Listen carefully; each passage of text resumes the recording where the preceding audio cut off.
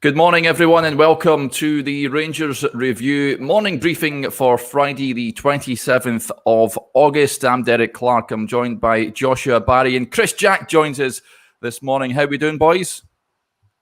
Chris, take it away. You're the guest. You're here for me way too often. No, not too bad. Not too bad at all. Thanks for having us on this morning, boys. Yeah, it's great to have you on. Let's talk about last night then. Rangers qualifying for the Europa League for the fourth consecutive season. It wasn't pretty by any stretch of the imagination, but they got the job done in the end. Chris, we'll start with yourself. What did you make of it? Do we have to talk about it? Very much a case of job done. I think it certainly wasn't pretty over the two legs. Rangers, has to be said, really poor against very limited opposition, but it's job done. They're through, no injuries, 2 clean sheets, another goal for Alfredo in European competition, and it's group stage football for a fourth consecutive season. So on the face of it, there's plenty of good points there from a Rangers perspective, but when you look at the two performances, not very good at all, unfortunately.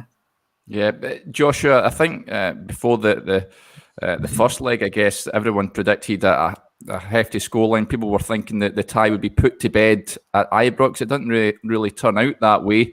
The second leg, the team that they put out, I know that COVID, suspensions and injuries that have struck the squad, including the manager as well, but you were expecting maybe a little bit more yesterday.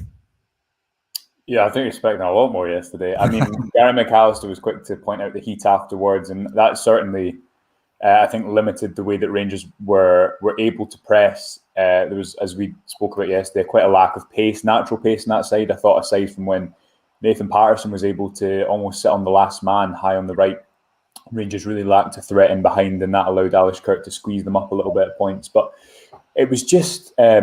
it felt like a game where if an early goal had gone in, perhaps Rangers would have then relaxed and been able to play through the game a little bit more. But Morelos obviously missed a good few chances. And overall, I think Chris is right. It's a game that ultimately, Gary McAllister said as well last night, it's a result. Rangers are into the group stages of the Europa League for the fourth consecutive season. It's a big result for the squad. But I think what was telling was the reaction and celebration was far more reserved than in previous seasons. Because I think the squad realised yesterday we got away with one a little bit in the way that we allowed that to become far more of a contest than on paper it should have been. And I think when you look back to the first half at Ibrox and the lethargic way that Rangers played the first half without a lack of tempo, really out of 45 minutes, Rangers only played 145 minutes, and that was the second half with 10-minute Ibrox. So I think overall it signs off a difficult European qualifiers, the first difficult European qualifiers that Rangers have had under Steven Gerrard. They were unbeaten until this season. And yes, Sunday determines whether the narrative, I said in my piece last night, is a narrative of redemption and, okay, we can kickstart our seasons now, or a narrative of crisis after being in a position of real strength this summer. So as ever with Rangers, it's on a knife edge, but I think supporters could be justifiably bereft after watching that last night. Yeah, good morning to Jackie, who's got in touch. McLean's will say, pray for Big Bassy returning. Callum says we need to perform on Sunday if we're to beat Celtic. Chris, this international break can't come soon enough. I think it is an opportune moment for Rangers. Steven Gerrard has used the phrase reset quite a lot over the last few weeks, and I think the international break does give them a chance to do just that. Obviously, there's the small matter of the Old Firm game beforehand.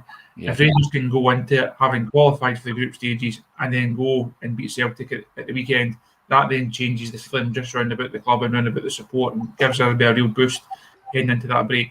If Sunday wasn't to go well, Europa League qualification means nothing because you're only as good as your last 90 minutes, especially when that's a game against Celtic. And that really puts a real downer on everything Rangers related over the next 10 days to a fortnight during that break. So a huge game for them this weekend. And Stephen will hope that over the break he can find a way to just get this team playing again. They've not turned into a bad team overnight. You don't go from being so impressive as they were last season to a bad team, but there's something not quite right with Rangers so far this season, and they have to find a way to step out of it very quickly. Yeah, certainly. Joshua, a positive last night was the debut of Robbie McCrory in goals. A clean sheet as well for him, which will do him the world of good. It looks like he'll be playing on Sunday. What did you make of his performance? Yeah, I agree. I mean, I'd seen a couple of people on Twitter last night saying he hadn't done much, but I thought that was testament to him dealing with the little things he had to do very well. You know, the shot he holds from Mbalo in the second half, I thought he held to his body really well to prevent that from becoming a scramble. He was brave to earn the red card, really, by being quick out. On a couple of other occasions, I thought he commanded his box well, and also had to come out and clear the ball outside of his box a couple of times. So I thought, in what could have been quite a nervy atmosphere, and I think there was elements of nerves when Rangers lost control of that game a little bit, and it started to maybe get beyond them for just a couple of minutes. He was actually quite a calm and composed head, so I think he'd have certainly felt very satisfied looking back on the night, and couldn't have done much more. I think Joe Aribo was also a bright spark. In the last few games has been excellent, and just as it wasn't his finest game, but I thought he injected a little bit of pace into the attack at times, managed to carry the ball, and obviously hit the woodwork twice. Nathan Patterson, when he was involved, I thought he could have been picked out a little bit more, but he made a lot of runs that weren't taken advantage of. But apart from that, positive wise, you are limited, I would say, in terms of what you can take and what you can learn from that game. I think it was a game that the Rangers were happy to survive rather than trying to necessarily make a point out of. Yeah, but Chris, have qualified for the group stage again for the fourth consecutive years, as we mentioned. There seems to be a little bit of a hangover, though, that they're not in the Champions League draw. We've seen Malmo made it all the way through. But let's be honest, they're in the Europa League draw. There's been some great nights at Ibrox in the last few years. Everyone will be looking forward to that draw at lunchtime, I think, around about 11 o'clock lunchtime this afternoon. It's still something to look forward to. It's not the Champions League. It doesn't offer the bigger names. It certainly doesn't offer the financial rewards. But I think if we're being honest, the Europa League is Rangers level right now. That is where they can be competitive. Yes, the Champions League would have been great. It would have been nice to welcome a Madrid back to Ibrox, or to have a Man City or a PSG. That would have been great for an occasion. In terms of actually going and being competitive and taking the most from a competition and winning games and looking to actually progress through it, Europa League is just Rangers level. That's where they're at. There's still some big names in there. There's still some really good teams in there. We'll actually find out later on what the draw actually is. But I think Rangers, if they can get themselves out of this slump that they're in, there's no reason why by the time those group stage games come around, they can't look to improve, perhaps even on what they achieved last season, and certainly then try and move through the rounds. Once they got to the last 16 for the last two seasons, it has to be the last 8 now as a target to just continue that progression and to keep Rangers ticking along nicely in terms of European competition. Yeah, Chris mentioned this slump. Joshua, James is getting in touch, a bit worried about the weekend. Hope we can win. There is a bit of concern among supporters about this slump. They haven't really turned up so far this season. Dunfermline aside, I don't know if you can read too much into that because they were really poor on the night. But is that a concern heading into Sunday, or do you think a game like that takes care of itself? I think a game like that does take care of itself, and I think, but it's hard because there just hasn't quite been the tempo. But then I don't know the reason for that, and obviously there is a danger of, I was saying with Johnny last night after the game, there's a danger of over reading into that and criticising things that you'd otherwise let fly. But there's also a danger of under-reading that and trying to just shout perspective all the time when actually it has been an underwhelming August. I think there's perhaps an argument to be made that not having the 4 European qualifiers means this team don't look as sharp as they have in the last 3 seasons.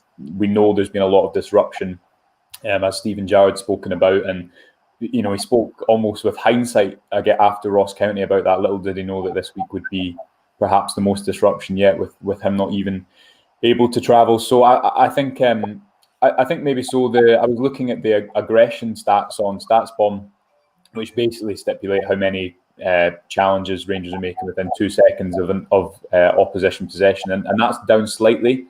That's maybe looking for answers as opposed to what the answer actually is. But I do think if you look at some of the chances Rangers have conceded, Blair Spittle's chance up at Ross County, the lead up to the second goal. It's all these fine margins that weren't really happening as much last season when Rangers were so aggressive without the ball, as Chris was saying earlier. So I think they need to regain that, and what a better time to do that than the Old Firm. And you can guarantee that players will be up for it. And the thing is, when I think 50,000 of your supporters are backing you in an Old Firm game, you can't not be up for it. Otherwise, you'll stand out like a sore thumb. So I think if they manage to get a result in the Old Firm and get the international break done, then it'll allow them a little bit of a grace time to kind of kickstart their season now and maybe reset and look at what's went wrong. But football's such a funny game, because this time a month ago there was not a negative word in sight, and it's just a couple of performances naturally can worry fans. So I think everything determines on Sunday whether, as I said earlier, it's a narrative of redemption or crisis going into the international break next week. So we shall see. Yeah, Maggie says she thinks we're going to win. Jonathan says, I'd rather be struggling for form and look disappointed in August than in January and February when the pressure is on. Chris, we'll touch on slightly the Old Firm game. Gary McAllister said after the game last night that 4 to 5 players will be returning, which is good news, I guess, for the squad heading into that game. Definitely. I think the team that Rangers fielded last night, apart from the goalkeeper, obviously, it wasn't that weak a side. And as Josh was saying, Robbie McCrory came in and equipped himself very well and more than did the job. The bench was the big problem, though. There was very few options that he could turn to last night. And going into Sunday, that's going to be the biggest thing for Rangers. I think if that side that played last night was to go out again on Sunday, you'd probably fancy your chances. But you do need that bit of strength and depth. You do need game changers on the bench, especially in an Old Firm game where it can only take one wee moment of magic from somebody just to produce something that can change the whole course of the game. So definitely a boost that there's a handful of guys coming back. And again, as Josh was saying, the fact that there's so much at stake, 50,000 there at Ibrox, Rangers just have to be up for it, because if they're not, that 50,000 that should be such a huge positive for them can quickly become a negative. We've seen it in the past that now the crowd can turn very quickly. Still, perhaps doubts about how some of the players can handle that certain situation. So it's a real test for them on Sunday against Celtic, not just in terms of actually playing the game, playing the occasion and playing the crowd. And I think we'll learn quite a lot about where this side are on Sunday. Yeah. I just wanted to touch on a thing last night, Joshua. Borna Barisic never had his best game. He's not really kicked on from last season, has he? It doesn't look as match fit as he could be. What put down his loss of form to? Well, he was injured. What was it? The last Old Firm of last season, and obviously missed a lot of the Euros. I think he appeared once at the Euros, which is actually at Hampden. So yeah, I don't know. I don't know if it's maybe the kind of leftover remnants of that, but he certainly didn't look. I mean, there's not looking sharp, and there's some of the crosses that he put in last night were something else. But I mean, I don't know. In that situation, does a player need games, or does a player maybe need time to recuperate from an injury? The medical staff will know, and given that he played, maybe it is a case of it's not an injury that's giving him issues, but it's maybe a sharpness issue, because he hasn't then played regular games in 4 months. So and didn't play for. I mean, how many pre-seasons games did he have? Maybe 2, off the top of my head. So I don't know. I mean, but then the positive is hopefully that. The positive has been that Bassey's been there. Whether that is the case on Sunday, I don't know. But I still would tend to trust Barisic to go in and do a job on Sunday, even though I know his supporters have been on his back and he's not started the season very well. But I think he's kind of earned that goodwill through a couple of really good seasons, and probably maybe that 90 minutes will have done him the world of good last night, but certainly didn't do us a lot of good seeing some of those crosses, which were far off his usual standard. Yeah, that's true. Stuart Keane gets in touch. Roof and Lindstrom will be available. Hope Kent and Wright are back. We need pace, Jonathan says. Would be good to see a consistent 90-minute performance. You don't say, Jonathan. Okay, that'll do us there, boys. Thanks very much for joining us. Joshua, you've got a piece on the website this morning, a sort of video piece on how Rangers exploit Celtic. Yes, myself and Johnny have done an animated video, so a little bit of something different, but definitely some content that they're quite excited to share. So that's on all our channels and on YouTube. I'll have a whole preview tomorrow looking at some of the areas Rangers might try to exploit on Sunday as well. And we'll be back, I think today, is it 4:00, Derek? Yeah. To speak through everything Sunday. So plenty of stuff to come ahead of the big one on Sunday. Yeah, there's also a great article from Martin Ramsey on the website, folks, just looking back on famous Old Firm opening day wins. It really is something else to behold. So, check yourself out on the Rangers Review site. Only £2.99 a month to support top quality journalism covering the club you love. Like Joshua says, we'll be back around 4:00 for a big Old Firm preview. But until then, enjoy the rest of your day.